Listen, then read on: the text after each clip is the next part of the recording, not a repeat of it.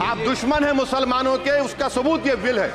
ये जो आप बिल ला रहे हैं, आप देश को बांटने का काम कर रहे हैं, जोड़ने का काम नहीं कर रहे हैं। दुनिया का सबसे पहला वक़फ़ खाने काबा मक्के में है, क्या हम उसके ऊपर भी सवाल उठाएंगे? क्या कुरान में क्या लिखा है, फिक़ह में क्या लिखा है, इस्लाम में क्या लिखा है, ये आप तय करेंगे या मैं तय करूंगा? सर, इससे हम मजहब में दखलंदाजी कर रहे हैं। आप सर्वोच्च न्यायालय के आदेश के बावजूद इसको हटाना चाहते हो। मान्यवर, ये सीधे सीधे कानून के खिलाफ वर्जी है। संविधान की अगर धज्जियां उड़ाने का काम आप करने का काम कर रहे हो, हम इसका पुरजोर विरोध करेंगे। जब ये बिल प्रस्तुत हुआ और उसको पुरस्थापित करने के लिए कहा गया, तब हमने इस पर डिवीजन की मांग की। हमने और हमारे साथियों, ओवैसी जी ने, तमाम लोगों ने मांग की कि भाई इस पर डिवीजन हो, लेकिन पार्लियामेंट को ओवररूल करके जो है और उसको जो है उसको जेपीसी में भेजा गया। सवाल ये कि कुछ अधिकार आपके भी छीने जा रहे हैं, उसके लिए हम लोगों को लड़ना पड़ेगा आपके लिए। अध्यक्ष महोदय, मैं इस बिल का विरोध करता हूं। जैसे कि आप जानते हैं कि प्रपोज्ड वक्फ अमेंडमेंट्स के सिलसिले में जो जॉइंट पार्लियामेंट्री कमेटी ने स्टेक होल्डर्स से और आवाम से राय मांगी, आज उसका आखिरी दिन है। तो जमाना तुम्हें जाहिल और अनपढ़ देखना चाहता है। हिंदुस्तान के मुस्तकबिल का हिस्सेदार नहीं बनाना चाहता। अगर तुम भी अपने बारे में नहीं सोचोगे तो अब 7 समंदर पार से कोई तुम्हारा हाथ पकड़कर कलम देने वाला नहीं है। ये कौन सी तुम्हारी मोहब्बत है? ये हमारी जमीन है, हमारी जायदाद है, अल्लाह के नाम पर इसका मालिक अल्लाह है। तुम हमसे छीनना चाह रहे हो। तुम्हारा दिल नहीं भरा 6 दिसंबर से?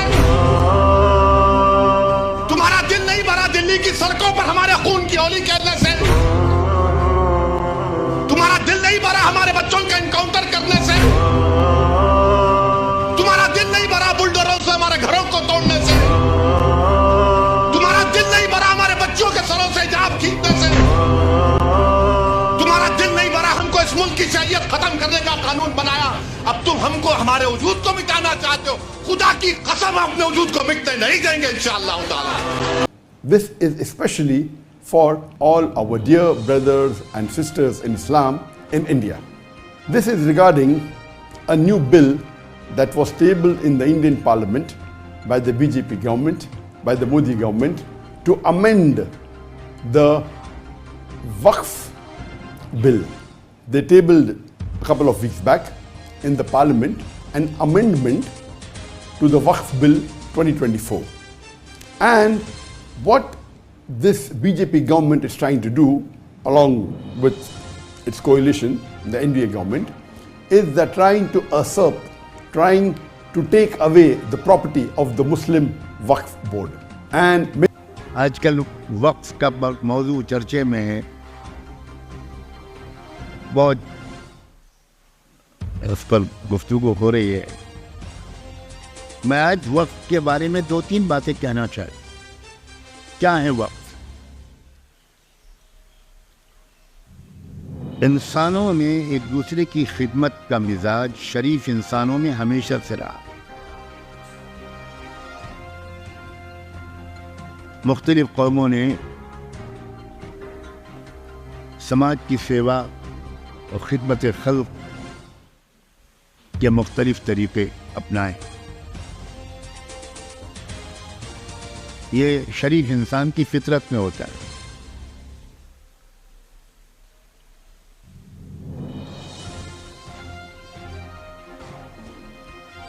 और उसके लिए आमतौर पर जो तरीक़ा रहा है वो ये कि आपके पास जो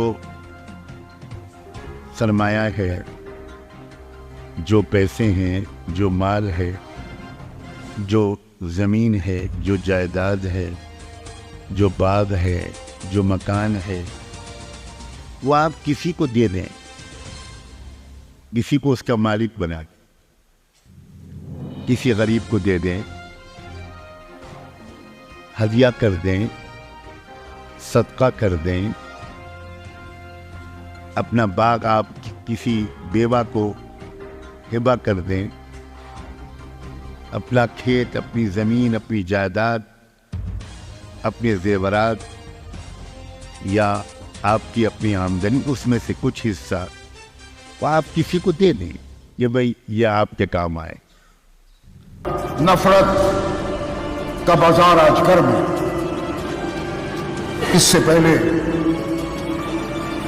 आपने और हमने कभी ऐसा नहीं देखा था।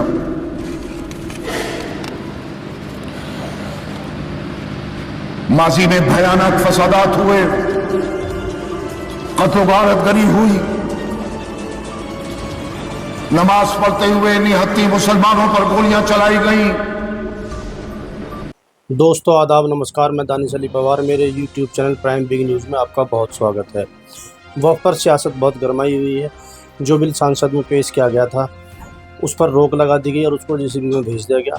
उसमें मेंबर बनाए गए और वो मेंबर अपनी अपनी राय संसद में पेश करेंगे, उसके बाद उसका फैसला होगा। उससे पहले हम बताएं इसका वफ़ का मतलब क्या है, इस्लाम में वफ़ का क्या मतलब है और इस पर सभी मौलानाओं की क्या क्या राय हैं। जो इस्लाम के बड़े बड़े मौलाना हिंदुस्तान के अंदर हैं, भारत देश के अंदर हैं, जैसे मौलाना अरशद मदनी, दिल्ली के जामा मस्जिद के शाही इमाम अहमद बुखारी और असदुद्दीन ओवैसी, डॉक्टर जाकिर नाइक, अलग अलग मस्जिदों के अलग अलग इमामों का इस्लाम के आधार पर इसमें क्या कहना है, हम आपको उनकी सबकी वीडियो आज दिखाएंगे और बताएंगे आपको कि इसका वफ़ का क्या मतलब है। सबसे पहले वफ़ कहाँ से शुरू हुआ। इस्लामी नबी मोहम्मद सल्लल्लाहु अलैहि वसल्लम के ज़माने में किसी ने 600 खजूरों का बाग वफ़ कर दिया। वफ़ का मतलब दान करना है। कोई भी आदमी सारे काम खुद से नहीं कर सकता, इसीलिए एक वफ़ बोर्ड का जन्म हुआ। जिस भी मुसलमान के पास कोई भी संपत्ति है और वो किसी की हेल्प करना चाहता है, एग्जाम्पल वो कोई मेडिकल हॉस्पिटल बनाना चाहता है, स्कूल बनाना चाहता है, मदरसा बनाना चाहता है, मस्जिद है, बहुत सारी वो सेवा देनी चाहता है, लेकिन वो अकेला उसको नहीं कर सकता। उसके लिए बनाया गया वफ़ बोर्ड। अगर मेरे पास पैसा है और मैं चाहता हूँ कि मैं हॉस्पिटल बनाऊँ, लेकिन इतना भी पैसा नहीं है कि मैं अकेला उसको बना सकूँ, तो उसके लिए वफ़ बोर्ड का जन्म हुआ और उसमें लोगों ने जिसके पास जितना भी पैसा है वो वफ़ में दे सकता है। इस्लाम में लोगों का मानना है कि अपनी ज़िंदगी में नेक काम करें और कुछ काम ऐसे कर जाएं जो मरने के बाद भी उनको सवाब मिलता रहे, जो उनको आखिरत में जन्नत नसीब हो। उसके लिए कुछ लोग मदरसे बनवाते हैं जो लोगों को कुरान की शिक्षा फ्री हासिल होती रहे। कुछ मस्जिद बनवाते हैं जो लोग अल्लाह की उसमें इबादत करते रहें और उसका उनको सवाब मिलता रहे। कुछ लोग दरगाह बनाते हैं, अलग अलग तरीके से लोग हेल्प करते हैं। कुछ यूनिवर्सिटी बनाते हैं, कुछ मेडिकल बनाते हैं, कुछ स्कूल बना जाते हैं। तो कोई भी काम अकेला आदमी नहीं कर सकता, इसीलिए वह बोर्ड का जन्म हुआ और इसके अंदर सब लोग, कोई कितना भी पैसा हो देकर जा सकता है। और जो वफ़ की संस्था है, जो उसके सदर और जो मेंबर कमेटी हैं, वो इस चीज़ का फैसला करते हैं कि अब इस पैसे को कहाँ पर लगाया जाए। आपको बताते चलें, मुस्लिम लोग पहले से ही बहुत दान पुण्य करते आए हैं। अभी जब हमारा देश आज़ाद हुआ था और पाकिस्तान से जंग हुई थी, उसके बाद में देश की हालत बहुत नाजुक हो गई थी और ऊपर से चीन भी बॉर्डर पर आंखें दिखा रहा था और जंग की धमकी दे रहा था। उस वक्त हैदराबाद के निज़ाम उस्मान गनी ने 5 टन सोना हमारे देश के प्रधानमंत्री लाल बहादुर शास्त्री जी को दिया था देश की हेल्प करने के लिए। और वो तो काफ़ी पुरानी बात हो गई है। अभी कोरोना काल में विप्रो के जो मालिक हैं अजीम जी, उन्होंने हमारे प्रधानमंत्री नरेंद्र मोदी जी का जो पीएम फंड अकाउंट है उसके अंदर 50,000 करोड़ रुपए का दान दिया। जी हाँ दोस्तों, 50 करोड़ नहीं, 50,000 करोड़ रुपए का।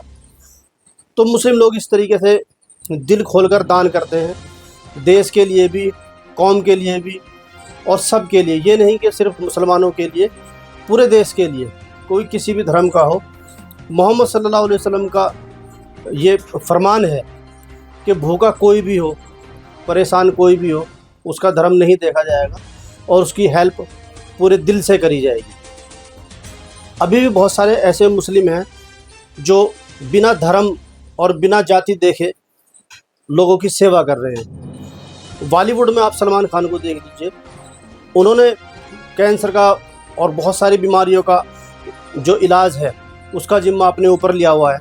सलमान खान अपनी कमाई का बहुत बड़ा हिस्सा सिर्फ कैंसर के मरीजों में लगाते हैं और बहुत सारी उन्होंने जो संस्थाएं खोली हुई हैं उनमें वो डोनेशन करते हैं। तो मुसलमान इन चीज़ों को करते रहते हैं। अब बात आती है वक्फ बोर्ड की। जब से देश आज़ाद हुआ है और जब से इस्लाम धर्म बना है, तब से लोग, कोई भी आदमी अपनी प्रॉपर्टी, बहुत सा आदमी ऐसा होता है कि उसके औलाद नहीं है, आगे उसका कोई वारिस नहीं है, तो अपनी सारी की सारी प्रॉपर्टी वक्फ बोर्ड को दे जाता है। और बहुत सा आदमी बहुत मालदार है, वो अपने बच्चों को भी देता है और अपनी आखिरत के लिए वक्फ बोर्ड में दे के जाता है। कोई मस्जिद बनवा के चला जाता है। अलग अलग तरीके से लोग देश की और इस्लाम की सेवा करते हैं। अभी आपको जानकारी होगी, और अगर ना जानकारी हो तो आप उसको गूगल पे भी देख सकते हैं। अयोध्या के अंदर जो राम मंदिर बना है, उसके अंदर 22 ऐसे मुसलमान परिवार हैं जिन्होंने उसमें डोनेशन दिया है। शाहरुख खान को देख लीजिए, उन्होंने कितना दिया है कि जो लोग अपनी प्रॉपर्टी, अपना पैसा वक्फ बोर्ड में इसलिए देकर गए हैं कि गरीबों की उस पैसे से मदद हो। और इतनी सारी प्रॉपर्टी को अब उस प्रॉपर्टी के ऊपर जो सरकार है अपना नया नियम बना रही है, नया कानून बना रही है, उसके अंदर पूरा दखल सरकार का होगा। जो अभी मैं आपको दिखाऊंगा, ओवैसी जी का बयान है, वो साफ साफ कह रहे हैं कि जो मस्जिद की कमेटियाँ तक हैं उन तक में दखल होगा, और जो इस्लामी है इसके अंदर गैर मुस्लिम लोगों की इसके अंदर एंट्री हो जाएगी। अब आपसे मैं एक बात जानना चाहता हूँ कि किसी भी, बहुत सारे ऐसे मंदिर हैं जिनमें मुस्लिम की एंट्री नहीं हो सकती, वो उसके मेंबर या सदर नहीं बन सकते। बहुत सारे ऐसे गुरुद्वारे हैं, बहुत सारी ऐसी संस्थाएं हैं, और वो सही भी है, उसमें कोई गलत नहीं है।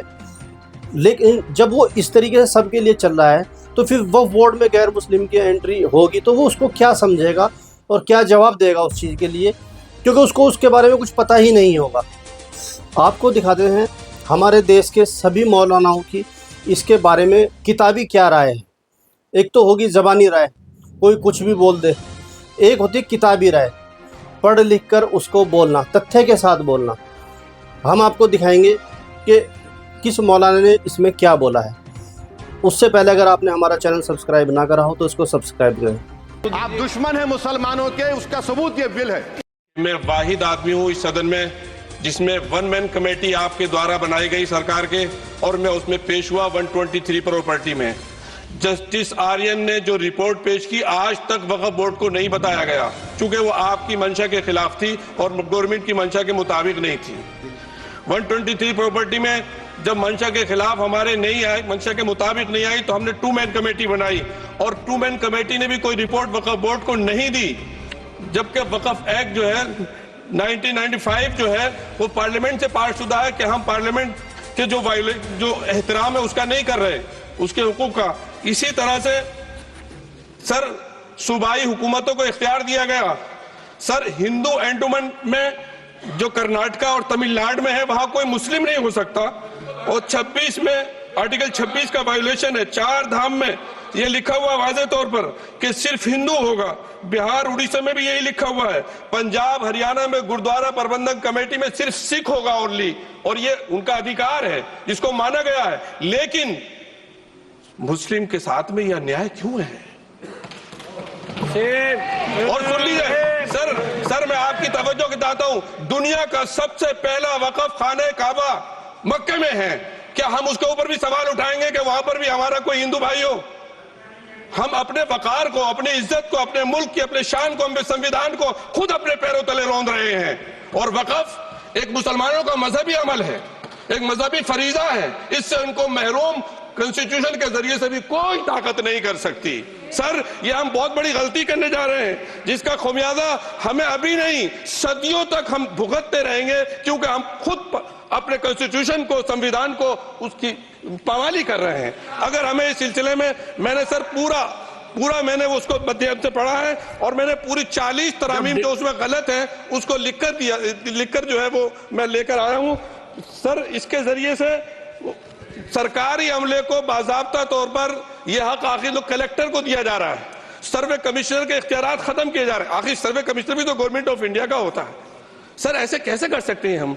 और फिर सर उसमें मेरे मजहब के मुतालिक चीजें हैं तो वो कैसे कोई दूसरा तय करेगा? क्या कुरान में क्या लिखा है, फिका में क्या लिखा है, इस्लाम में क्या लिखा है, ये आप तय करेंगे या मैं तय करूंगा? सर इससे हम मजहब में दखलंदाजी कर रहे हैं, इंटरफेरेंस ऑफ द रिलीजन कर रहे हैं। सर इस तरह के कवानीन से मुल्क की साख को नुकसान पहुंचेगा। कॉन्स्टिट्यूशन की स्पिरिट हम खत्म कर देंगे और अगर ये होगा तो कोई भी अकलियत, कोई भी माइनॉरिटी अपने आप को हिंदुस्तान में सेफ नहीं करेगी। पिछले दिनों सिखों के साथ भी ये हुआ और कुछ ईसाई भाइयों के साथ भी इस तरह के वाकयात हुए हैं जिसकी वजह से सब लोग अपने आप को असहाय महसूस कर रहे हैं। 10 साल से जो मुल्क में माइनॉरिटीज के साथ, उनके हुकूक के साथ, उनके रिलीजन फ्रीडम के साथ जो खिलवाड़ किया जा रहा है उससे रूह कांप जाती है और ऐसा महसूस होता है कहीं ऐसा ना हो कि जनता इन हुकूक के लिए, कॉन्स्टिट्यूशन को बचाने के लिए दोबारा सड़कों पर आ जाएगी। माननीय अध्यक्ष जी, मैं वक्फ संशोधन विधेयक 2024 को विरोध करता हूं। मान्यवर, हम लोग संविधान की कसम खा करके यहाँ आए और इस संविधान की धज्जियां इस विधेयक के अंदर उड़ाने का काम किया जा रहा है। आर्टिकल 15 के अंदर धर्म, नस्ल, जाति, लिंग, जन्म स्थान के आधार पर भेदभाव करने को, मान्यवर मैं आपकी हंसी को समझ रहा हूं लेकिन ये बहुत गंभीर और महत्वपूर्ण विषय है। अभी हमारे माननीय सदस्य कह रहे थे कि मंदिर और मस्जिद के मसलों में फ़र्क नहीं कर पा रहे। मैं बताना चाहता हूं, वक्फ बोर्ड मस्जिदों का प्रबंधन करने का काम करता है। वक्फ बोर्ड के तहत ही मस्जिदें सारी की सारी आती हैं और वक्फ बोर्ड की शक्तियों को आप ख़त्म कर करके डीएम राज ला करके उन तमाम प्रॉपर्टीज़ के ऊपर लगभग 8 लाख एकड़ प्रॉपर्टी पूरे देश के अंदर वक्फ बोर्ड के पास है। आप वक्फ बोर्ड की प्रॉपर्टियों को खुर्द बुर्द कराने की जो साजिश लोग कर रहे हैं, उन साजिशों को बल देने का काम कर रहे हैं। साथ मैं आप माननीय अध्यक्ष जी आपसे कहना चाहता हूं कि आर्टिकल धारा 9 के तहत ये जो CWC संरचना में बदलाव किया गया है, मैं मान्यवर बताना चाहता हूं कि बंदोबस्ती प्रबंधन के अंदर जब दूसरे धर्म का व्यक्ति शामिल नहीं किया जा सकता तो वक्फ बोर्ड के अंदर ये शर्त क्यों लगाने का काम किया जा रहा है? और आप अगर शर्त भी लगा रहे हैं तो मैं आपसे एक बात पूछना चाहता हूं कि जो कब्जे पर प्रॉपर्टी के ऊपर पूरे देश के अंदर वक्फ की प्रॉपर्टी के ऊपर कब्जे हुए हैं, उन कब्जों को कब्जा मुक्त करा करके अगर कानून लाते के उनको कब्जा मुक्त करा के वहां पर हम लोग शिक्षण संस्थाएं चलाएंगे। जिस आदमी ने वक्फ की प्रॉपर्टी, वो प्रॉपर्टी इस नियत के साथ वक्फ की कि आने वाली नस्लों के अंदर राय खुदा के अंदर फलाह के काम किए जा सकते हैं। उन फलाई कामों के लिए अगर इन अध्यक्ष जी 2 मिनट के लिए 2 मिनट अभी नहीं, 1 मिनट दे दीजिए, 1 सेकंड भी नहीं। श्री GM बाल योगी हरीश नहीं, श्री GM हरीश बाल योगी। थैंक यू स्पीकर साहब। 1 मिनट को बात, हाँ खत्म कर, कंक्लूड कर। मैं माननीय अध्यक्ष जी कंक्लूड कर रहा हूँ 1 सेकंड के लिए। मैं इसके अंदर धारा 40 को माननीय अध्यक्ष जी हटाने का काम किया। इसके अंदर सर्वोच्च न्यायालय की सिविल अपील संख्या 7812 7814 ऑफ महाराष्ट्र राज्य वक्फ बोर्ड बनाम शेख यूसुफ भाई चावला अन्य के तहत प्रावधानों की जांच की धारा 40 के प्रावधानों की जांच की। अपने फैसले के पैराग्राफ 170 के अंदर बहुत स्पष्ट रूप से माना कि एक बहुत अच्छा कानून है। आप सर्वोच्च न्यायालय के आदेश के बावजूद इसको हटाना चाहते हो। मान्यवर, ये सीधे सीधे कानून के खिलाफ वर्जी है। हम कहना चाहते हैं कि संविधान की अगर धज्जियां उड़ाने का काम आप करने का काम कर रहे हो, हम इसका पुरजोर विरोध करेंगे और पुरजोर विरोध करने का काम करते हैं। बहुत बहुत धन्यवाद। NK प्रमाचंद्रन जी ने जो कहा और माननीय सदस्यों ने जो कहा, मैं उससे अपनी बात को जोड़ता हूँ। ये बिल जो इंट्रोड्यूस हो रहा है, ये अध्यक्ष महोदय बहुत सोची समझी राजनीति के तहत हो रहा है। अध्यक्ष महोदय, जब लोकतांत्रिक तरीके से चुने जाने की पहले से प्रक्रिया है तो उसको नॉमिनेट क्यों किया जा रहा है? वहीं जहां अन्य धार्मिक जो मसले हैं, बॉडीज़ हैं, उनमें कोई गैर बरादरी का नहीं आता है। मान लीजिए वक्फ बोर्ड में गैर मुस्लिम को शामिल करने का औचित्य क्या बनता है?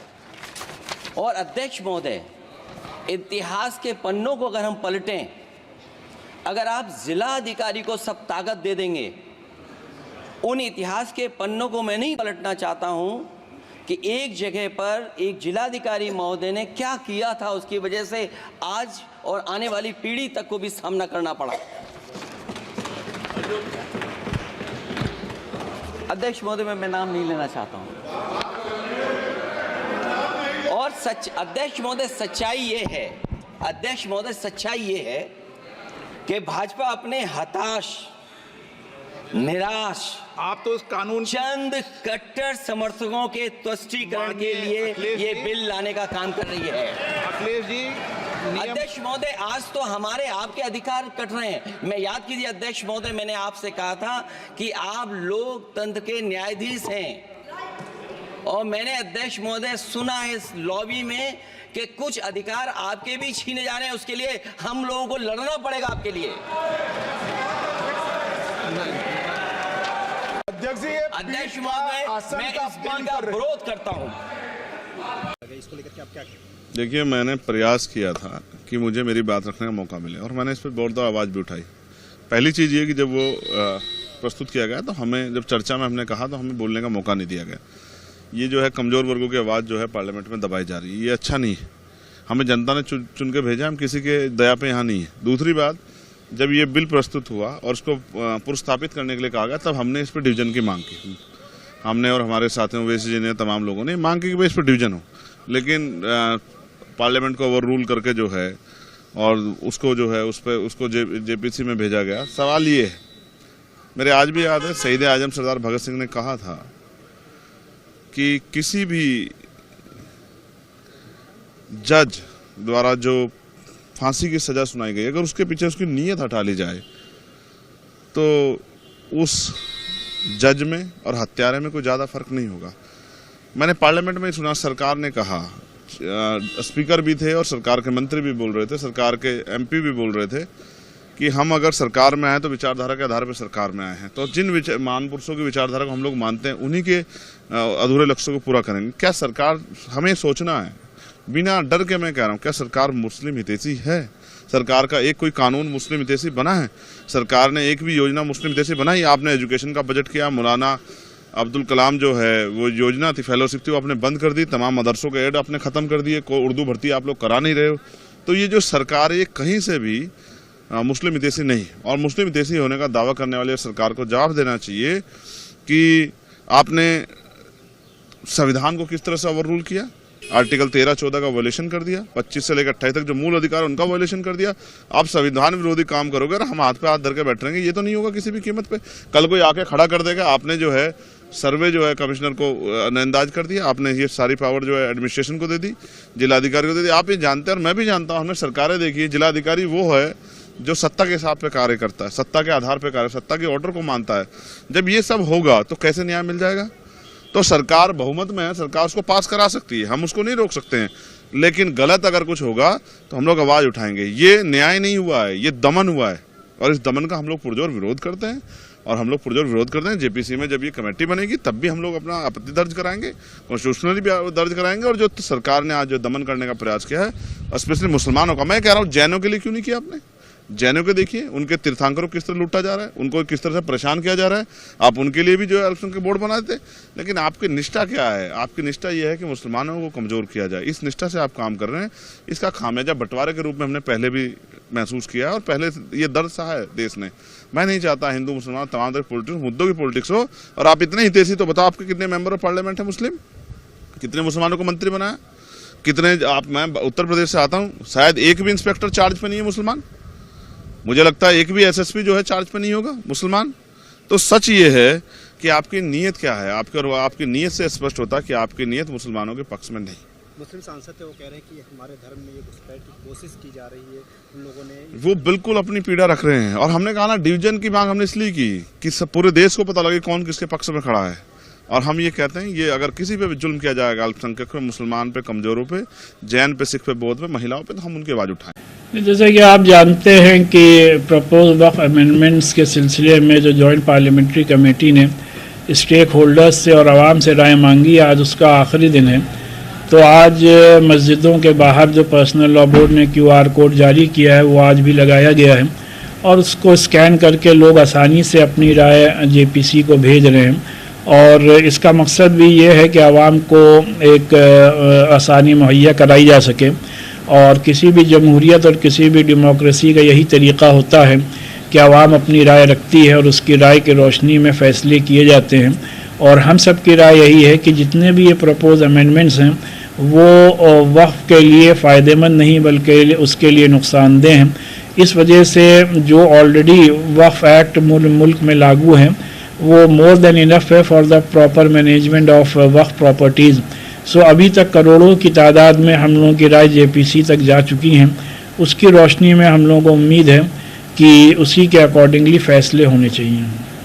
सर अभी तक कितने लोग जो है अपनी राय दे चुके हैं? नहीं, कल शाम तक सिर्फ पर्सनल लॉ बोर्ड के QR कोड के ज़रिए से 1.5 करोड़ से ज़्यादा की तादाद में लोग अपनी राय भेज चुके हैं। फिर और ऑर्गेनाइजेशंस के QR कोड के ज़रिए से भी लोगों ने राय भेजी हैं और उसी के साथ साथ बाय पोस्ट और बाय मेल भी लोगों ने अपनी राय भेजी हैं। तो अभी तक हम लोग का अंदाज़ा है कि कई करोड़ ऑलरेडी मेल्स और लेटर्स JPC को पहुंच चुके हैं। सर आज आखिरी दिन है, करोड़ों लोगों ने इसमें अपनी राय रखी। आज आखिरी दिन है और इसमें 15 ही दिन का वक्त दिया गया है और इतना बड़ा मुल्क है और इतने बड़े मुल्क से करोड़ों 25 करोड़ की मुसलमानों की आबादी है। तो इतनी बड़ी आबादी की राय within 15 days joint parliamentary committee तक पहुंचाना प्रैक्टिकली पॉसिबल नहीं है। इस वजह से JPC से ये भी अपील है कि इसमें इस डेट में एक्सटेंशन होना चाहिए जिससे कि वाज़े तौर पर लोगों की राय वहाँ तक पहुँच सके। ये कौन सी तुम्हारी मोहब्बत है? ये हमारी जमीन है, हमारी जायदाद है, अल्लाह के नाम पर इसका मालिक अल्लाह है। तुम हमसे छीनना चाह रहे हो। तुम्हारा दिल नहीं भरा 6 दिसंबर से? तुम्हारा दिल नहीं भरा दिल्ली की सड़कों पर हमारे खून की होली खेलने से? तुम्हारा दिल नहीं भरा हमारे बच्चों का एनकाउंटर करने से? तुम्हारा दिल नहीं भरा बुलडोजरों से हमारे घरों को तोड़ने से? तुम्हारा दिल नहीं भरा हमारे बच्चों के सरों से हिजाब खींचने से? तुम्हारा दिल नहीं भरा हमको इस मुल्क की शरीयत खत्म करने का कानून बनाया, अब तुम हमको हमारे वजूद को मिटाना चाहते हो। खुदा की कसम अपने वजूद को मिटने नहीं देंगे इंशाअल्लाह ताला। अजीज दोस्तों और बुजुर्गों, मेरी आपसे दबन गुजारिश है कि महाराष्ट्र के असेंबली इंतखाबात आने वाले हैं। मैं आपसे अपील कर रहा हूं, जो लोग वक्फ की जायदादों को बर्बाद करने आ रहे हैं, आप और हम मिलकर उनको इंशाअल्लाह बर्बाद कर देंगे सियासी तौर पर। मेरी आपसे अपील है कि मैं यकीनन कह रहा हूं कि इस महाराष्ट्र की विधानसभा में आपको इम्तियाज जलील को और मंजलिस के नुमाइंदों को भिजाना जरूरी है। तुम्हारी आवाज हो, अगर तुम्हारी आवाज नहीं होगी तो कौन आवाज उठाएगा? तुम नहीं देखते पार्लियामेंट में क्या हो रहा है? तुम नहीं देख रहे पार्लियामेंट में कौन पुकार रहा है दीवानों की तरह? क्या तुमको नजर नहीं आ रहा कि किसके कलेजे में, सीने में, किसकी आंख में आंसू है जो तड़प तड़प कर देख रहा है कि मेरे बर्बादी का कानून मेरे आंखों के सामने बनाया जा रहा है? कौन होगा तुम्हारी आवाज को? छोड़ो इन चीजों को। कभी अपनों को भी तो अपनाओ, कभी अपनों को तो समझो। जो तुम्हारे लिए दिनों रात मेहनत कर रहे हैं उनकी आवाज बनाकर भिजाओ। यकीनन हराना है इंशाअल्लाह ताला, इन लोगों को हराएंगे इंशाअल्लाह ताला। मगर हराने का मतलब यही नहीं है कि तुम अपनी आवाज का गला घोट दो। तुम अपनी आवाज का गला घोट कर कैसे दूसरों के सर पर ताज रख सकते हो, मुझे बताओ। ये तो नहीं हो सकता मेरे भाई। तो मेरी आपसे गुजारिश है कि इस बात पर भी आप गौर करिए। हम लड़ रहे हैं और लड़ते रहेंगे इंशाअल्लाह ताला। और अगर मोदी ये कानून बनाते हैं तो जैसा कि पर्सनल लॉ बोर्ड ने फैसला लिया कि अगर एहतजाज होगा मोदी जी तो आप हमारे वजूद को मिटाना चाह रहे हैं, बेहतर यह है कि मैं रोड पर आकर अपने आप को खत्म कर लूं, मगर अपने घर में बैठकर अपनी जायदादों को छीनना नहीं देख सकता जो अल्लाह उसका मालिक है। मैं घर में बैठकर नहीं दे सकता कि जिसका मालिक अल्लाह है उसको जायदाद को छीन लिया जाए। यह हुकूमत की जिम्मेदारी होगी। आपको अगर कानून बनाना है तो रोजगार दो, कानून बनाना है तो महिलाओं को बचाओ। अरे कैसा हमारा मुल्क हो चुका है, कि उज्जैन में बीच सड़क पर फुटपाथ पर एक जालिम शैतान एक खातून की अस्मत रेजी कर रहा है। ये कैसा हमारा देश हो गया है? ये गांधी का मुल्क, ये आजाद का मुल्क, अंबेडकर का मुल्क, कि वो उसका वीडियो निकाल रहा है अस्मत रेजी का। ये कैसा हमारा वतन हो गया है? जब हमने अंग्रेजों से खंदा मिलाकर जलियांवाला बाग में अपनी जानों को दे दिया, हमने काला पानी की सजाएं हमारे हिंदू भाइयों के साथ काटी, आज एक अशरफ मुनियार को ट्रेन के डब्बे में पीटा जाता है तो कोई उफ नहीं बोलने तैयार। बचाना तो छोड़ो, कोई उफ बोलने के लिए तैयार नहीं है। याद रखो, जब आप अपनी लड़ाई नहीं लड़ेंगे, कोई तुम्हारी लड़ाई नहीं लड़ेगा। तुम्हारी लड़ाई तुमको लड़ना पड़ेगा। तुम 70 साल से सोच सोच कर धोखा खा चुके हो कि कोई और हमारी लड़ाई लड़ेगा। नहीं मेरे भाई, तारीख में अगर नाम लिखा जाना है तो यह वक्त है अपनी लड़ाई लड़ने का। यही वक्त है अपने वोट से अपने नुमाइंदों को औरंगाबाद से भिजाने का। तो मेरी आप तमाम से गुजारिश है कि आप पर्सनल लॉ बोर्ड ने जो आपके सामने बात कही है, आप ज्वाइंट वर्किंग कमेटी को अपने एतराजात, अपना प्रोटेस्ट ईमेल और पोस्ट के जरिए भिजाइए।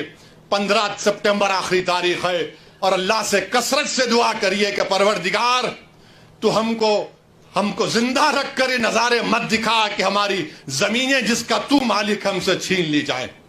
अल्लाह से हम गिड़गिड़ा कर सरबसूद होए, से गिड़गिड़ा कर भीख मांगे, इत्तेहाद पैदा करिए।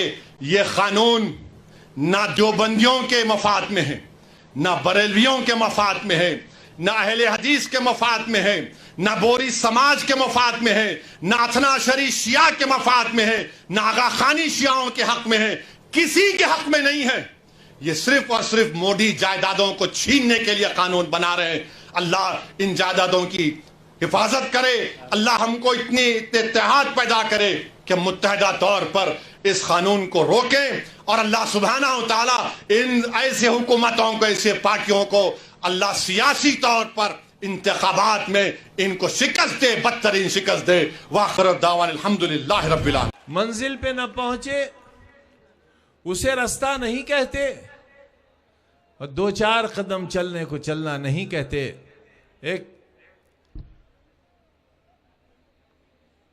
एक हम हैं कि गैरों को भी कह देते हैं अपना। एक हम हैं कि गैरों को भी कह देते हैं अपना।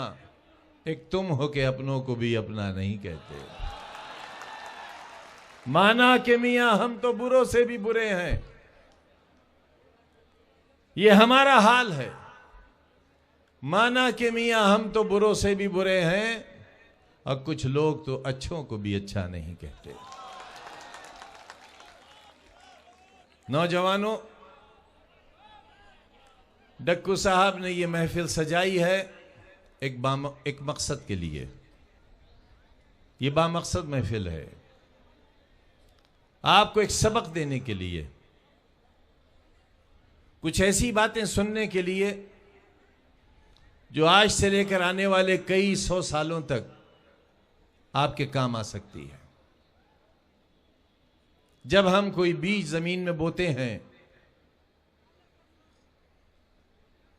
तो वो बीज उस वक्त तक नहीं उगता जब तक हम उसको खाद, उसको पानी और अपने जिस्म से टपकी हुई पसीने की बूंदे नहीं दे देते। उस वक्त तक वो बीज नहीं फूटता। फिर उसका अंकुर निकलता है और एक अरसा लगता है उस दरख्त को दरख्त बनने में। फल आते हैं और फिर उस फल को लोग खाते हैं। चौधरी मुनव्वर सलीम साहब ने ठीक कहा कि कोई मकसद एक दिन एक महीने में तैयार नहीं होता। किसी मकसद की तश्कील के लिए एक उम्र दरकार है।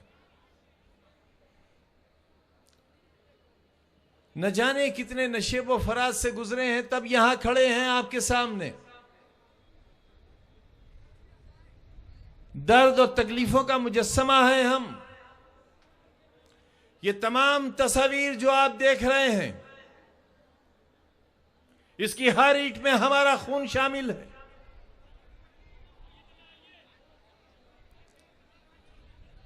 अलीगढ़ मुस्लिम यूनिवर्सिटी का जो हश्र हुआ है वो आपके सामने है। जामिया यूनिवर्सिटी का जो हश्र हुआ है वो आपके सामने है। और उससे बड़ा अलमिया यह है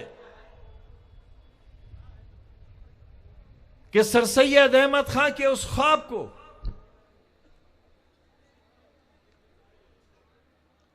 जिसे आने वाली नस्लें अपना मुकद्दर मानती होंगी,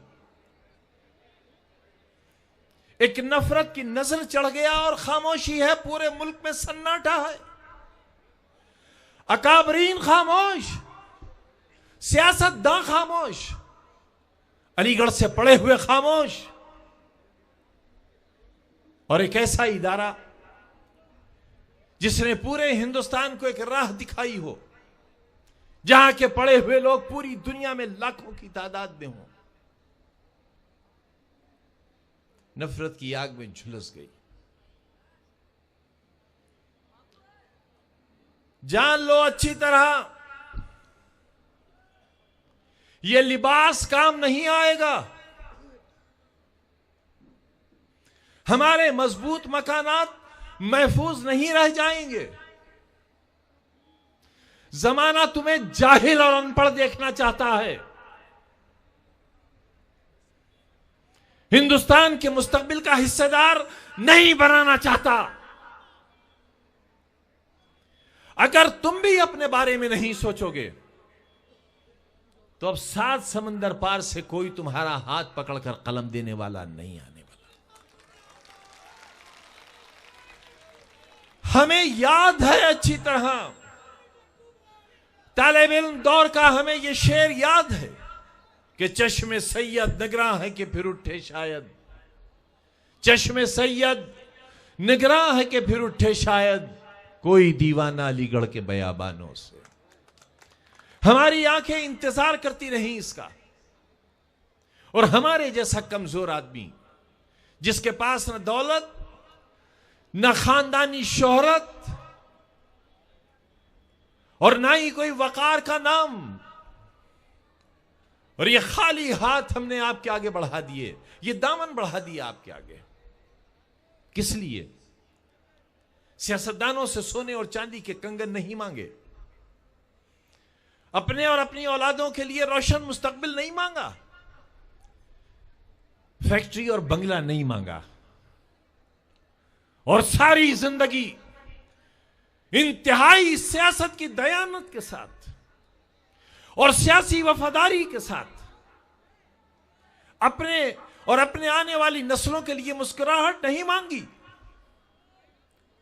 बल्कि खुशियां मांगी तो उनके लिए जिनकी भीड़ यहां खड़ी हुई है, तुम्हारे लिए, तुम्हारे बच्चों के लिए। जानते हो क्या कहा था सर सैयद से लोगों ने? रईस शहर की खिदमत में हाजिर हुए अलीगढ़ में सर सैयद कि मैं तुम्हारे बच्चों के लिए एक इदारा बनाना चाहता। रईस शहर ने कहा कि सर सैयद हाथ आगे लाओ। सर सैयद खुश हुए कि रईस शहर कुछ देने वाला है, हाथ आगे बढ़ा दिया सर सैयद ने। रईस शहर ने सर सैयद के हाथ में थूक दिया। एहसास करो मेरी नादार और नादान कौम के लोगों, हिंदुस्तान की अक्सरियत के लोगों, हिंदू भाइयों, हिंदुस्तान की दूसरी बड़ी आबादी मुसलमान अगर जाहिल रहेगी, अनपढ़ रहेगी, नंगी और भूखी रहेगी, हिंदुस्तान की जमीन धंस जाएगी और मुल्क बर्बाद हो जाएगा। मुल्क को बर्बादी से बचाओ। जो लोग दूसरी आबादी को जाहिल देखना चाहते हैं वो हिंदुस्तान की बर्बादी का मंसूबा तैयार करते हैं। बचाओ हिंदुस्तान को। अलीगढ़ और जामिया को खत्म करने वालों को बर्बाद कर दो। उनकी सियासी सोच और फिक्र का जनाजा निकाल दो। ये मुल्क हिंदुस्तान तभी बच सकता है जब यहां के झूठे सियासतदानों को उनके गुनाहों की सजा दी जाए।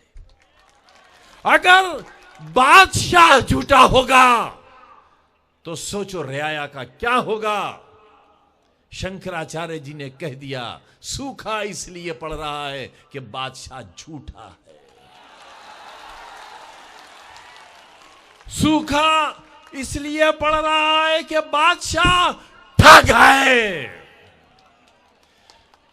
कहता कुछ है और करता कुछ है। कहता है कि जंग लड़ूंगा, पाकिस्तान को सबक सिखाऊंगा, और खामोशी से अफगानिस्तान से बगैर इजाजत हासिल किए पाकिस्तान चला जाता है। अपनी मां के पैर नहीं छूता, नवाज शरीफ की मां के पैर छूता है। अपनी बीवी का अता पता नहीं है कहां,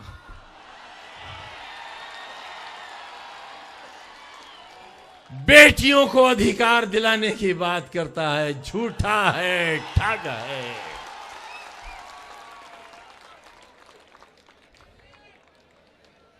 बादशाह झूठा तो जनता बर्बाद।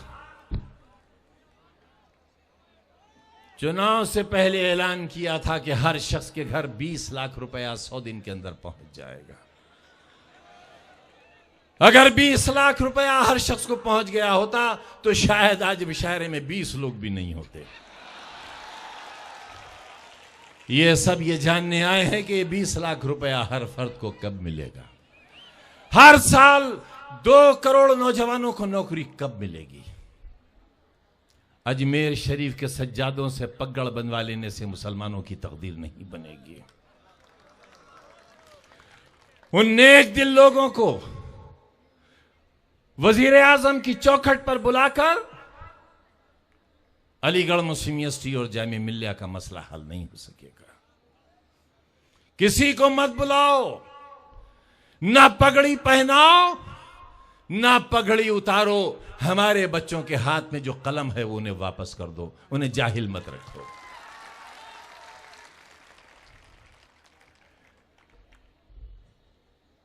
इसीलिए हमने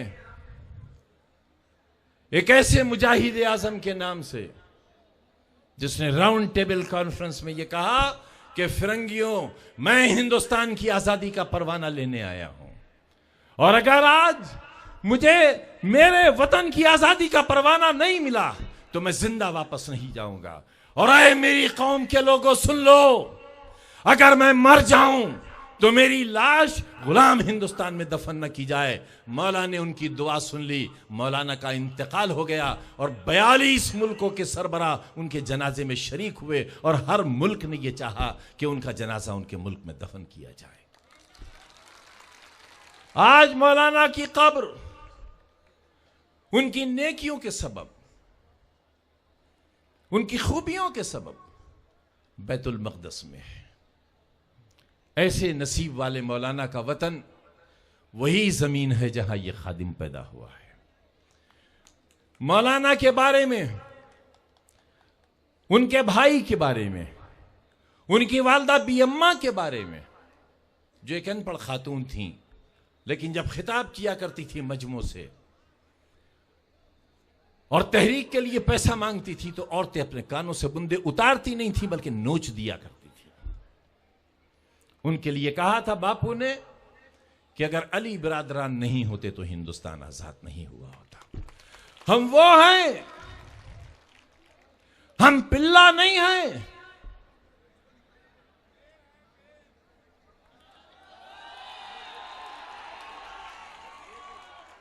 हमें इंसान जानो और हमसे मोहब्बत करो। हम एलानिया कहते हैं कि 125 करोड़ के हिंदुस्तान में हम बेहतरीन इंसान हैं, हम मोहब्बत करना जानते हैं। हमसे मोहब्बत करो।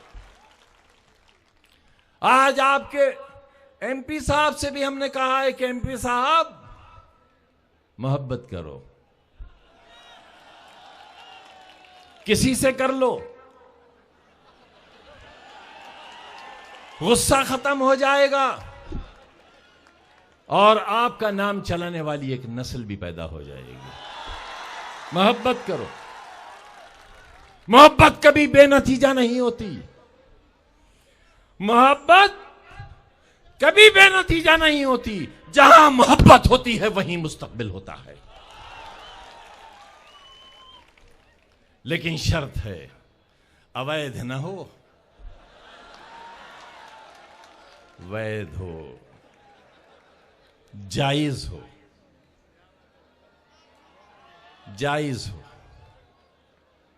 दोस्तों, अभी आपके बीच चौधरी मुनव्वर सलीम साहब थे।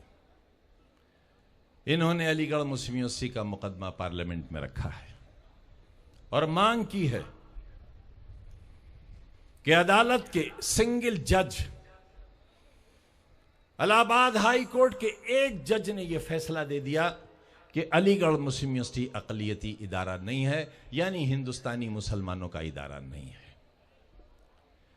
मुझे याद है अच्छी तरह, मैं तालिब इल्म था और अलीगढ़ की तहरीक, यहां ऐसे हजरात जिनकी उम्र 80 साल के करीब हो, 70 साल की, उन्हें अलहाज जफर अहमद सिद्दीकी साहब, अलहाज शफीकुर रहमान साहब और एक अंग्रेजी की मैगजीन निकलती है द रेडियंस दिल्ली से, उसके मालिक यूसुफ सिद्दीकी साहब, और आंध्र प्रदेश के एमपी सुल्तान सलाउद्दीन ओवैसी साहब, हम सब ने पूरे हिंदुस्तान का दौरा किया था।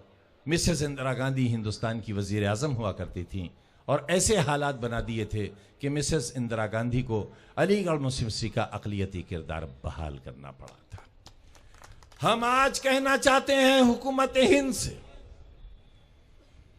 एलानिया कहना चाहते हैं, आपको गवाह बनाना चाहते हैं, इस तहरीक का हिस्सेदार बनाना चाहते हैं। दावत देता हूं, रामपुर आओ, इन इमारतों को देखो और चंद बरस के अंदर अगर मेरे जैसा कमजोर आदमी एक अज़ीमुश्शान इदारा खड़ा कर सकता है तो इंशाअल्लाह मौला का करम और तुम्हारा साथ रहा तो अलीगढ़ मुस्लिम यूनिवर्सिटी का अक़लियती किरदार भी वापस लाएगा। यह तहरीक हम पूरी ताकत से चलाएंगे और वज़ीर आला मोहतरम, हम आपके ताल्लुक से हिंदुस्तान के वज़ीर आज़म तक ये पैगाम पहुंचाना चाहते हैं कि हम अलीगढ़ मुस्लिम यूनिवर्सिटी को तुम्हारे हाथों से बर्बाद नहीं होने देंगे, नहीं बर्बाद होने देंगे। तैयारी करो इसके लिए, अपने अंदर ताकत पैदा करो। चौधरी मुनव्वर सलीम का मुतालबा कि अलीगढ़ मुस्लिम यूनिवर्सिटी का मसला अदालत से नहीं पार्लियामेंट से हल होना चाहिए। हम आपको ताकत देते हैं, हम आपसे ये वायदा करते हैं और आप तक अपना ये अहद पहुंचाते हैं कि अलीगढ़ मुस्लिम यूनिवर्सिटी हमारे बुजुर्गों की सांसों का कर्ज है हमारे ऊपर और हम उस कर्ज को सूद के साथ और नफे के साथ अदा करना चाहते हैं और अदा करेंगे। आप सबका बहुत बहुत शुक्रिया। मैंने ये इदारा बहुत अरमानों से बनाया है। बहुत कम इमारतें हैं जो यहां दिखाई दे रही हैं आपको। ये 450 एकड़ में बनी हुई यूनिवर्सिटी है, पूरा एक शहर आबाद है। ये अकेली यूनिवर्सिटी है पूरी दुनिया की जिसके चारों तरफ दीवारें हैं, सरहदी तार लगे हुए हैं, इसके अंदर कोई दाखिल नहीं हो सकता, बस एक दरवाजा है। अलीगढ़ में आए दिन कत्ल हो जाते हैं बच्चों के, मेरे यहां कोई बच्चा किसी को छू नहीं सकता, कोई सिगरेट बीड़ी पीता हुआ मिल नहीं सकता, बेअदबी करता हुआ नहीं मिल सकता। इसलिए मैं कह रहा हूं कि मैंने जो अलीगढ़ से सीखा था कि यह तालीमी नहीं बल्कि तरबियती इदारा भी है। मोहम्मद अली जौहर यूनिवर्सिटी को हमने तालीमी के साथ एक तरबियती इदारा भी बनाया है। बस एक चीज बाकी थी वहां, मेडिकल कॉलेज। हम मेडिकल कॉलेज नहीं बल्कि ऑल इंडिया से बेहतर मेडिकल इंस्टीट्यूट बना रहे हैं इंशाअल्लाह, उससे बेहतर इंशाअल्लाह। जिन्हें राष्ट्रपति भवन देखना हो वो अब दिल्ली न जाएं, जौहर यूनिवर्सिटी आ जाए, उन्हें राष्ट्रपति भवन मिलेगा। जिन्हें साउथ ब्लॉक देखना हो वो दिल्ली न जाएं, डक्कू साहब के साथ रामपुर में उतर जाएं, साउथ ब्लॉक उन्हें देखने को मिलेगा। जिन्हें पार्लियामेंट में जाने को न मिले वो दिल्ली ना जाएं, डक्कू साहब के साथ रामपुर चले आए, जौहर यूनिवर्सिटी में उन्हें पार्लियामेंट देखने को मिलेगी। ये तीनों इमारतें अपनी पूरी शिद्दत के साथ ज़ेरे तामीर हैं और इंशाअल्लाह अनकरीब बन जाएंगी और बहुत जल्द दुनिया का बेहतरीन इलाज इस मेडिकल इंस्टीट्यूट में इंशाअल्लाह शुरू हो जाएगा। मैंने अल्लाह से दुआ की थी और उस दुआ को दोहराता हूं आपके सामने। मैंने ऐसे ही एक मजमे में कहा था कि अल्लाह, जब बहुजन समाज पार्टी की सरकार में मैं सताया जा रहा था, बुलडोजर चल रहे थे यूनिवर्सिटी पर, उसका मुस्तकबिल बिल्कुल अंधकार में था, उस वक्त मैंने अल्लाह से दुआ की थी कि अल्लाह, अगर तेरी हिकमत में यह है कि यूनिवर्सिटी न बने तो फिर मेरी यह दुआ भी सुन ले अपने लिए कि अगर यह यूनिवर्सिटी तू नहीं बनाना चाहता तो मैं जीना भी नहीं चाहता, यह जिंदगी वापस ले ले। मेरे अल्लाह ने मेरी दुआ खारिज कर दी और अपना फैसला सादिर फरमा दिया कि नहीं, जौहर यूनिवर्सिटी बनेगी और जालिमों के रहते हुए बनेगी। वो तामीर हो गई अल्हम्दुलिल्लाह। ये सफेद बीच में जो इमारत आपको दिखती है, यही इफ्तिताह हुआ था। नबी करीम सल्लल्लाहु अलैहि वसल्लम पर जो पहली आयत नाजिल हुई थी, उसमें अल्लाह ने पढ़ो की हिदायत की थी, इक़रा बिस्मिक अल्लज़ी। इक़रा का पहला लफ्ज मोहम्मद अली जौहर यूनिवर्सिटी के लोगों में शामिल है। पढ़ो, कोक से गोर तक पढ़ो, यह तुम्हारे नबी ने फरमाया है। और याद रखो कि मोहम्मद से वफा तूने तो हम तेरे हैं, ये जहां चीज है क्या लौह कलम तेरे हैं।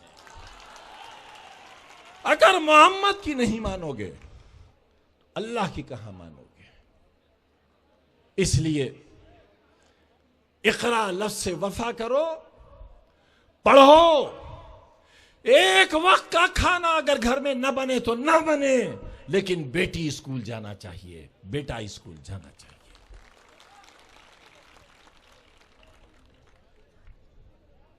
इसी उम्मीद के साथ और इस अज़्म के साथ और इस शुक्रिया के साथ कि मैंने तो सोचा भी नहीं था आप लोग मुझे इतनी इज्जत और इतनी मोहब्बत देंगे। लोग तो हमें गाली ज्यादा देते हैं,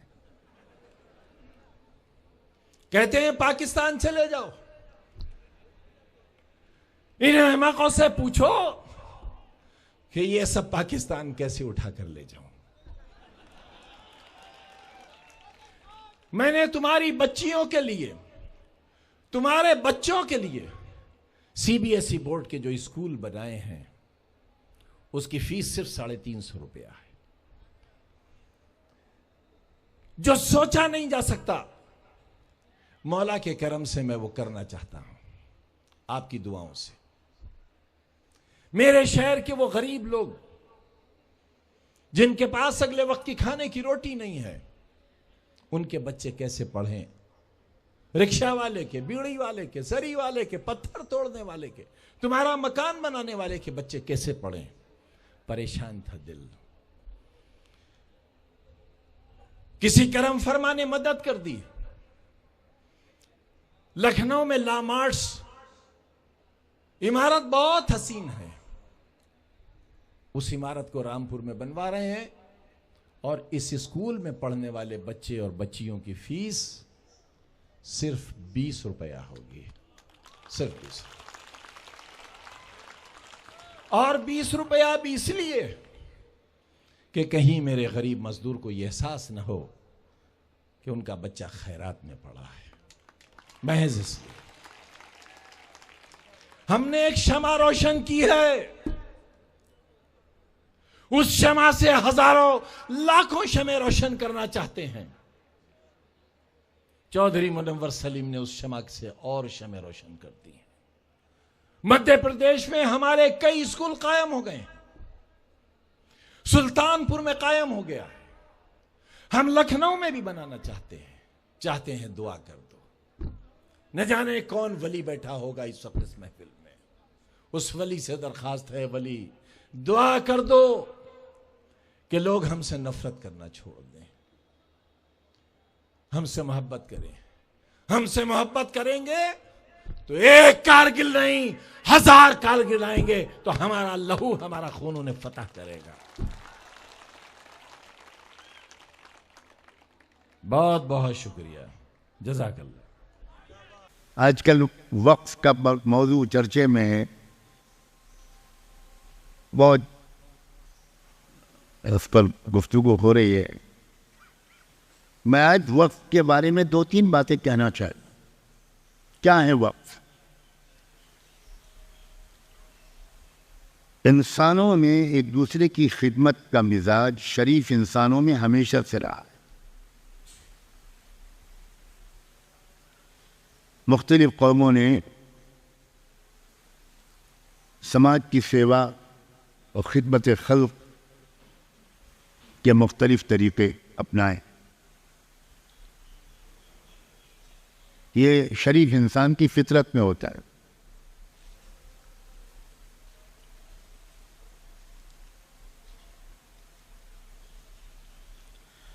और उसके लिए आमतौर पर जो तरीक़ा रहा है वो ये कि आपके पास जो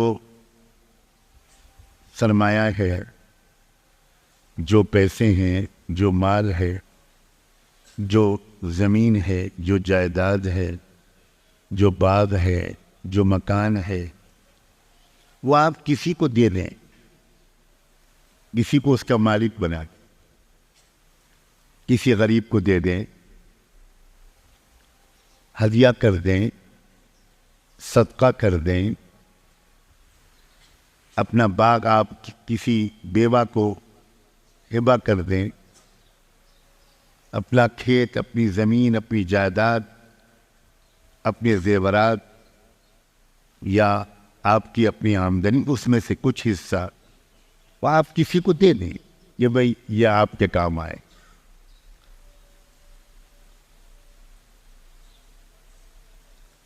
उसमें ये होता है, ये इसमें फ़ायदे भी बहुत है कि उस आदमी की ज़रूरत पूरी हो जाती, लेकिन फिर वो चीज़ जो है वो उसकी मिल्कियत हो जाती है और फिर उसकी औलादों में उसकी विरासत चलती, तो उसका नफ़ा एक महदूद दायरे में ज़रूर पहुंचता है। और ये भी बहुत बड़ी नेकी, बहुत बड़ी नेकी। इन्नमस सदक़ातु लिल फ़ुक़रा वल मसाकीन। इस्लाम ने एक बिल्कुल नया तरीक़ा दिया है इंसानियत को मखलूक की खिदमत का। वो ये है कि आप किसी चीज़ के मालिक हैं, मालिक हकीकी तो अल्लाह ही हैं। इस दुनिया में मेरी और आपकी आजमाइश के लिए आर्जी तौर पर अल्लाह ने हमको उसका मालिक बना दिया। अब आप ये नियत करें कि ये मेरा मकान है, ये मेरी बिल्डिंग है, ये मेरा बाग है, ये मेरी ज़मीन है, मैं अपनी आर्जी मिल्कियत वापस लेकर अल्लाह की मिल्कियत में इसको वापस करता हूँ। ये मकान अब ये अल्लाह की बराह रास्त मिल्कियत में है। जो एक थोड़ी सी मिल्कियत कानूनी आर्जी मेरे पास थी, मैंने अपने आप को उससे विड्रॉ कर, अब ये अल्लाह की मिल्कियत है। और अल्लाह की मिल्कियत है, अल्लाह तो उस बाग के फल नहीं खाएगा, अल्लाह को तो उस बाग की आमदनी की ज़रूरत नहीं है। तो इसका मतलब ये हुआ कि अब आप ये नियत करेंगे कि ये बाग, ये जायदाद, ये प्रॉपर्टी, ये मकान, ये अल्लाह के बंदों के काम आएगा, अल्लाह की बंदियों के काम आएगा। स्पेसिफिकली भी आप नियत कर सकते हैं इस शहर के लोगों के काम आएगा, बस फिर उस शहर के लोग ही उससे फायदा उठाएंगे।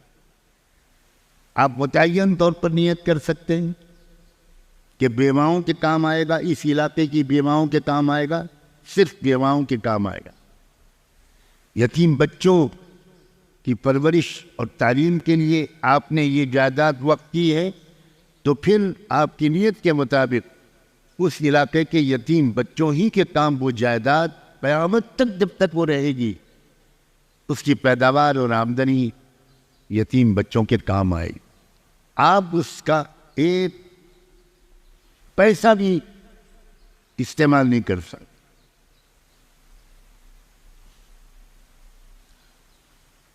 आपने एक कुआं खुदवाया और कुआं खुदवा कर आपने उस गांव के लोगों के लिए वक्फ किया।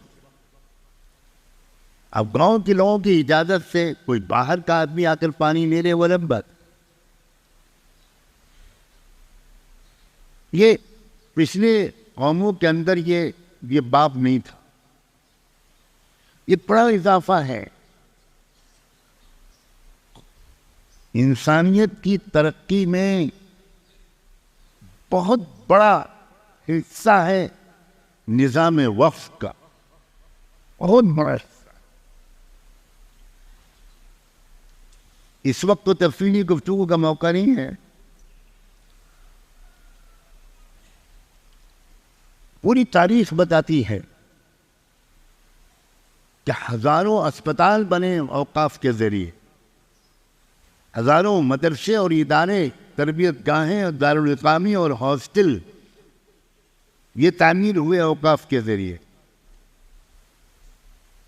मस्जिदें बनी औकाफ की ज़मीनों पर, हमारे कब्रिस्तान बने औकाफ की ज़मीनों पर। लोगों ने अपनी ज़मीन वक्फ की कि इस ज़मीन में कब्रिस्तान बनाया जाए।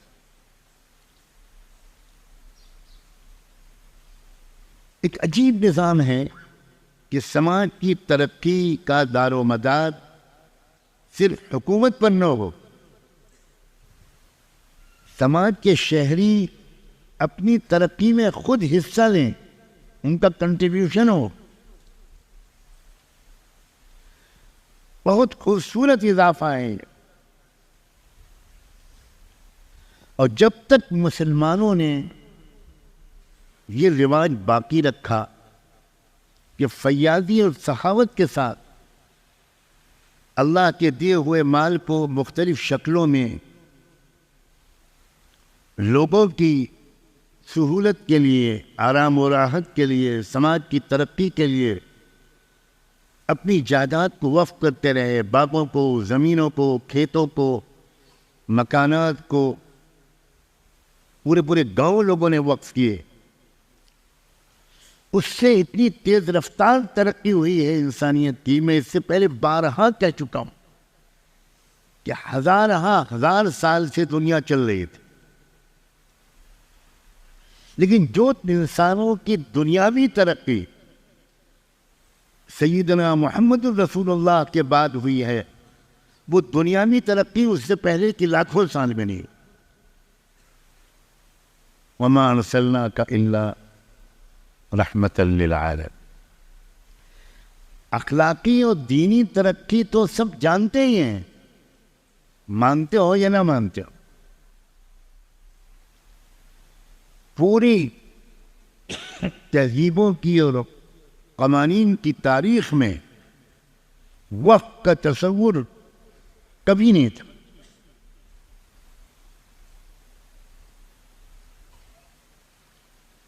ये इजाफा है रहमत दो आलम सल्लल्लाहु अलैहि वसल्लम की लाई हुई शरीयत। इंसानों की खिदमत के लिए इतना वक्त किया गया, इतना वक्त किया गया इस्लामी तारीख में। पहली सदी, दूसरी, तीसरी, चौथी, पाँचवीं, छठी, सातवीं, आठवीं, इतना वक्त किया गया कि एक दौर आया कि हुकूमत वक्त को ऐलान करना पड़ा, कानून बनाना पड़ा कि कोई मर्द या औरत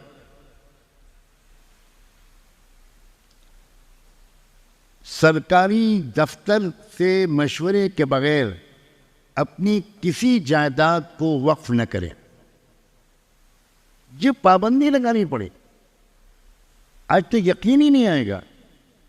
आज तो मुसलमान ही वक्फ शुदा जायदादों को लूट रहे हैं, उनको बेच रहे हैं, उन पर कब्जे कर रहे हैं, कब्रिस्तानों की जमीन में टावर बना रहे हैं।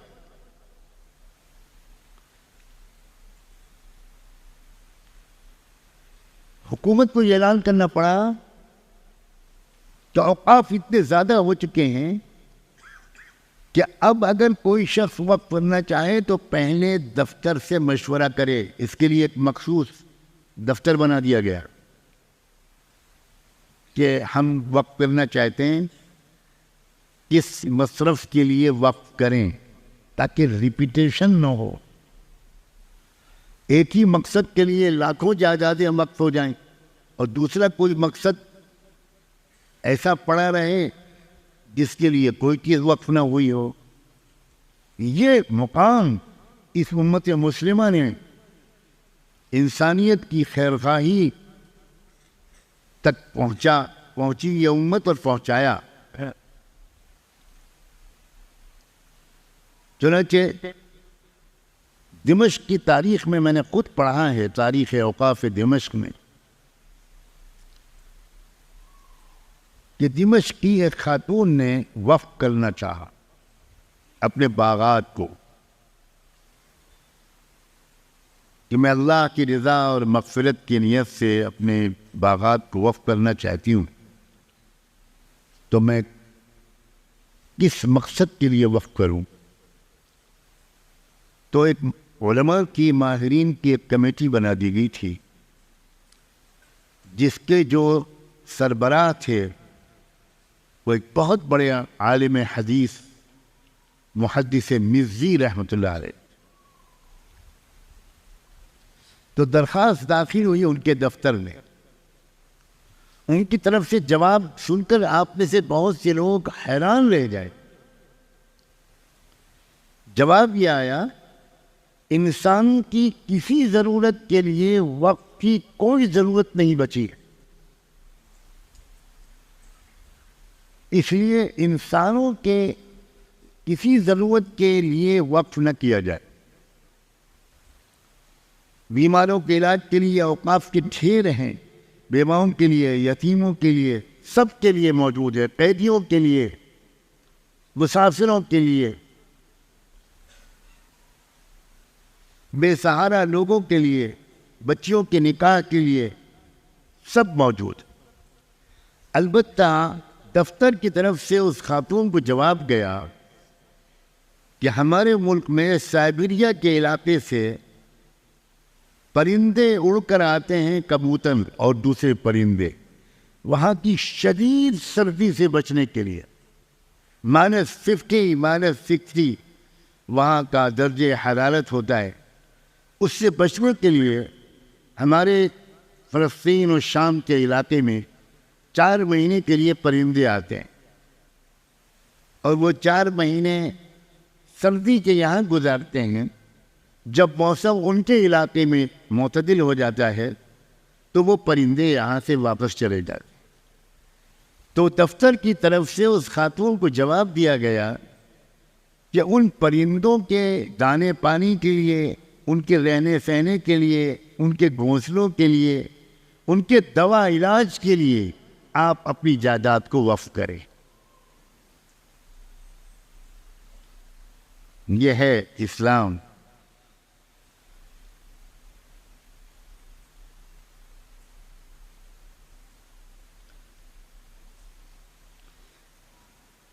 बाज़ लोगों की दरख्वास्त के जवाब में ये जवाब आया कि आधी ममलकत में नालियाँ खुद गई हैं, पानी सड़कों पर ना आए, गंदगी कचरा ना हो, तो वो ड्रेनेज सिस्टम बना दिया गया है बगदाद में और तमाम शहरों में।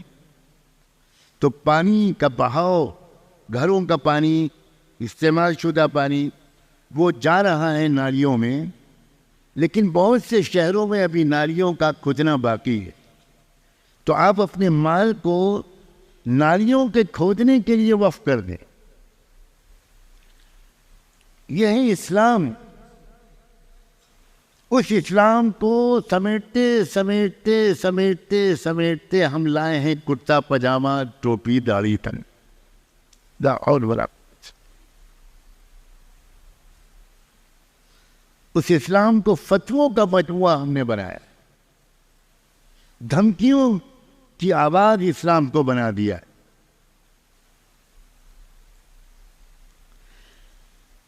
दुनिया इस्लाम को गलत समझ रही है। मोहम्मद कुतुब रहमतुल्लाह अलैह की एक किताब है शुबहातुन हौल इस्लाम, उसका अंग्रेजी में तर्जुमा इस नाम से हुआ है कि इस्लाम द मोस्ट मिसअंडरस्टूड रिलीजन।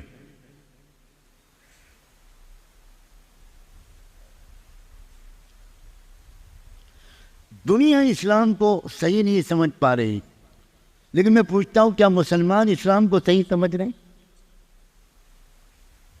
और मैं इससे आगे बढ़कर कहता हूं, यहां बैठकर कहने की जसारत करता हूं, क्या उलमा इस्लाम को सही तौर पर समझ रहे हैं?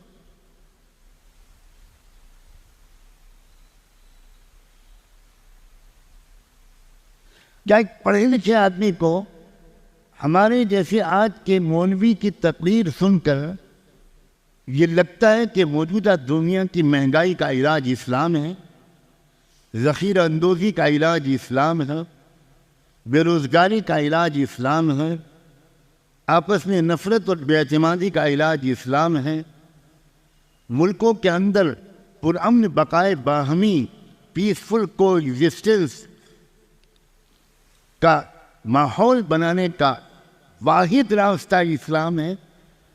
ये मतलब नहीं कि सब इस्लाम ले आए, बिल्कुल नहीं, ये तो कभी नहीं हुआ। हुजूर के ज़माने में नहीं, सहाबा के ज़माने में नहीं।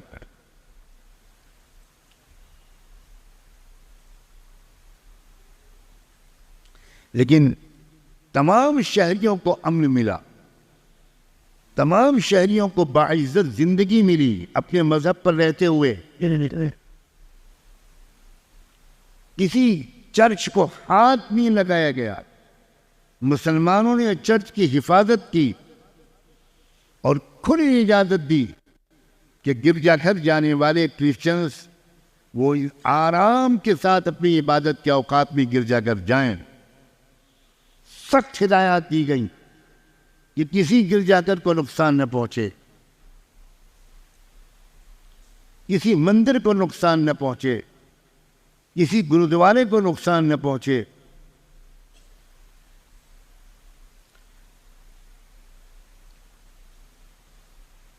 दुनिया इस्लाम को सही नहीं समझ पा रही थी,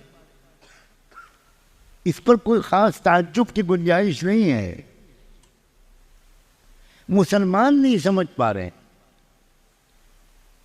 इसलिए ऐसे दाइयों और उलमा की ज़रूरत है जो इस्लाम को सही तौर पर समझें और इंसानियत के सामने उसके हसीन चेहरे को उसी खूबसूरती के साथ पेश करें जो इस्लाम का हसीन चेहरा है।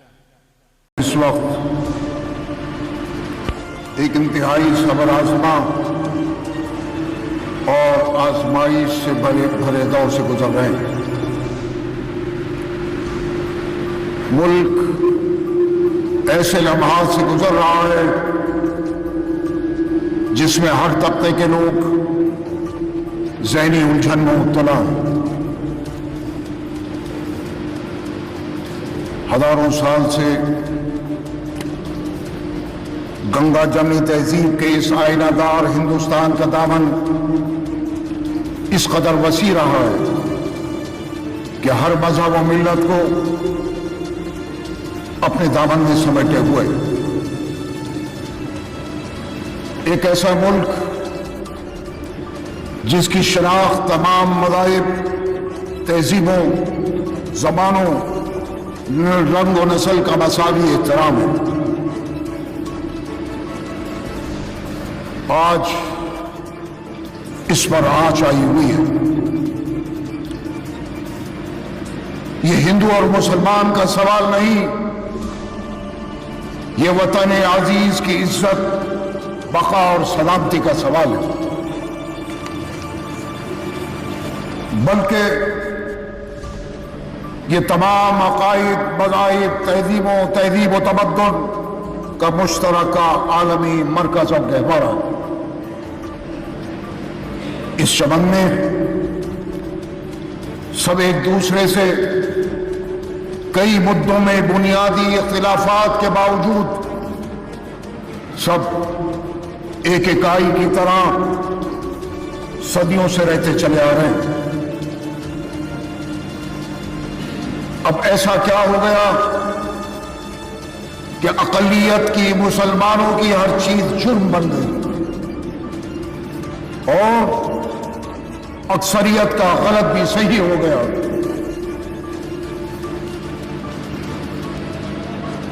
बुजुर्गों और नौजवानों,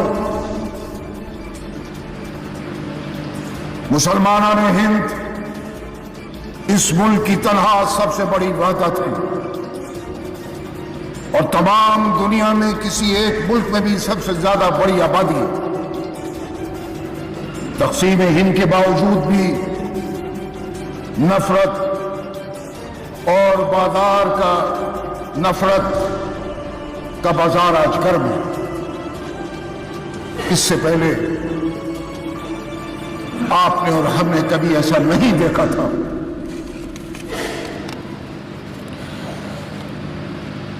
माजी में भयानक फसादात हुए, कत्ल गारतगरी हुई,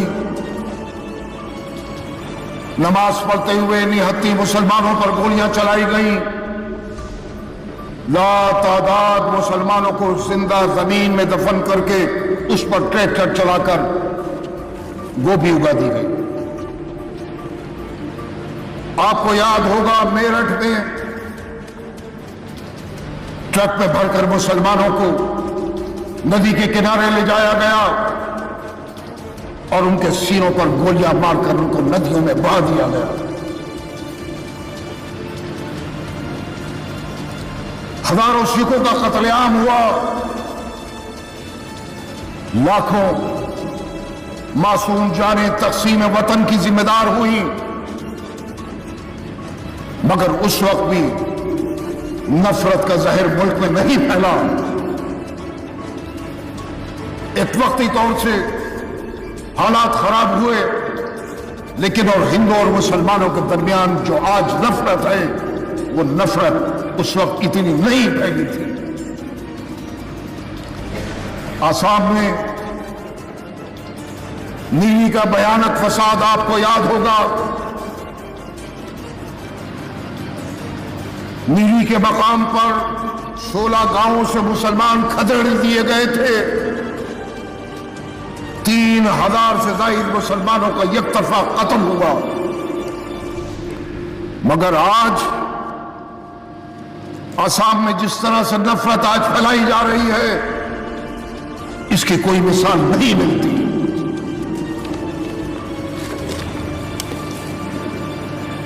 मुसलमानों को बेवकूफ बनाने के लिए कमीशन बनाए गए। निबहन कमीशन बना, गोपाल कमीशन बना, श्री कृष्णा कमीशन बना। इसके अलावा भी मुख्तलिफ कमेटियां बनी, मुख्तलिफ कमीशन बने। मुसलमानों को डरा डरा कर वोट हासिल किए गए,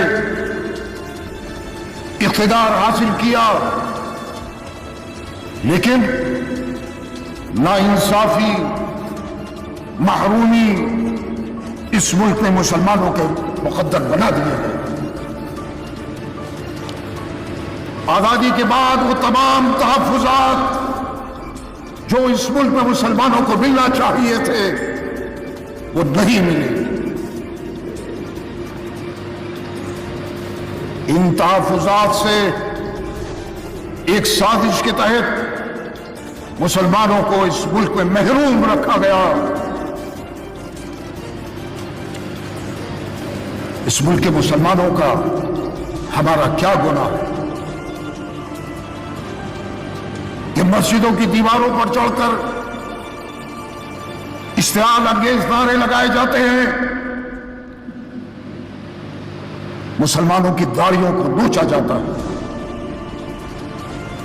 ट्रेन में सफर के दौरान मुसलमानों को पुलिस के जरिए कत्ल किया जाता है, कुरान करीम की बेहुरमती की जाती है, तौहीन रिसालत हो रहा है,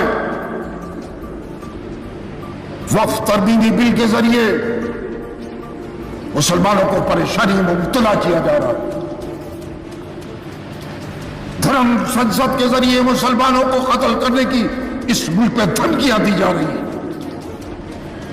कब्रिस्तानों, मज़ारात और खानकाहों की बेहुरमती, हुजूमी तशद्दुद, मुसलमानों को पकड़ा और उसके बाद चाकुओं से गोद दिया गया, गोदा जा रहा है। जरा सा एहतजाज हुआ, जरा सा एहतजाज किया गया, अदालती हुक्म के बगैर शहरों शहरों बुलडोजरों से उनके मकानात को मुनहदिम किया जा रहा है। बरसरे इक़्तिदार जमात का मुस्लिम नुमाइंदगी से मुकम्मल खाली रहना, यह भी सितम ज़रीफ़ी, बेजा ज़बान दराजी करके मुसलमानों को खौफ और हिरास में मुब्तला किया जा रहा है। इतना ही नहीं बल्कि बंगाल में अगर एक हिंदू बेटी का रेप होता है तो पूरा मुल्क सड़कों पर आ जाता है, आवाजें उठती हैं। और वही जुल्म जब उत्तराखंड में एक मुस्लिम बेटी पर हो तो हर सू खामोशी छा जाती है। मैं आज उस हिंदुस्तान को तलाश कर रहा हूं जिसका ख्वाब हमने और हमारे बुजुर्गों ने माजी में देखा था। वक्फ तरमीमी बिल आया, वक्फ शरीयत का हिस्सा है। हिंदुस्तान के मुसलमानों ने अपनी जायदादें, अपने मकानात वक्फ किए, किसी ने वक्फुल्लाह किया, अल्लाह के नाम पर वक्फ किया, किसी ने यतीमों के लिए वक्फ किया, किसी ने किसी इदारे के लिए वक्फ किया। उसको महफूज रखना, उन दस्तावेजात को महफूज रखना, यह आम मुसलमानों का काम नहीं है, न था। यह काम औकाफ का था, वक्फ का था कि उन तमाम दस्तावेजात को महफूज रखते और उन जायदादों को महफूज रखते जो हिंदुस्तान के मुसलमानों ने इस मुल्क में वक्फ की और वक्फ के सुपुर्द की। आज उसकी सजा हिंदुस्तान के मुसलमानों को क्यों मिल रही है? वक्फ तरमीमी बिल लाकर मुख्तलिफ रियासतों में, मुख्तलिफ स्टेट में जो औकाफ हैं वो मुसलमानों ने नहीं बनाए, वो स्टेट गवर्नमेंट्स ने बनाए।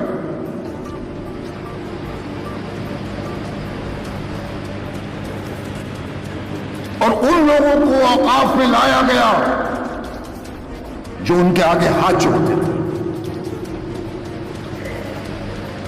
और जो चाहते थे कि हमें एमएलए बना दें, हमें एमपी बना दें, हमें फला चेयरमैन बना दें। उन लोगों से कहा जाता था कि हम तुम्हें वक्फ में ले आए, और उन लोगों को हुकूमत ने औकाफ में भेजा, मुसलमानों ने नहीं भेजा, स्टेट गवर्नमेंट ने भेजा, जो बदउनवान थे, जिन्होंने जायदादों के दस्तावेजात को बेचा, खत्म किया। और खुफिया तौर पर उन जायदादों के सौदे किए, तो उसका जिम्मेदार आम मुसलमान नहीं है, मुल्क का मुसलमान नहीं है। इसकी जिम्मेदार वादी की स्टेट गवर्नमेंट जिम्मेदार है, जिन्होंने ऐसे लोगों को औकाफ पिलाए जो बदगुमान थे। आज आपने जिन जायदादों को वक्फ किया है, उनके दस्तावेजात अगर आप वक्फ में जाकर तलाश करेंगे तो दस्तावेजात नहीं मिलेंगे। किसी एक का मिल जाए, एक दो का मिल जाए, लेकिन इस मजमूई तौर पर नहीं मिले। किसने गायब किए? आम मुसलमानों ने नहीं, वो जो वक्त पर काबिज थे और जिन्होंने औकाफ पे इन लोगों को बिठाया। आप जाइए, मसाजिद, सैकड़ों मसाजिद हैं हिंदुस्तान भर में जो औकाफ के मातहत, लेकिन या तो खंजीर के गोश्त की दुकानें खोली हुई, या लोग रह रहे हैं, मकानात बने हुए हैं, वक्फ की जमीनों को बेचा गया। लेकिन किया किसने? जो वक्फ में थे और रहे। मैं ज्यादा दूर नहीं जाता, रिंग रोड पर, दिल्ली में रिंग रोड पर पुराना कब्रिस्तान,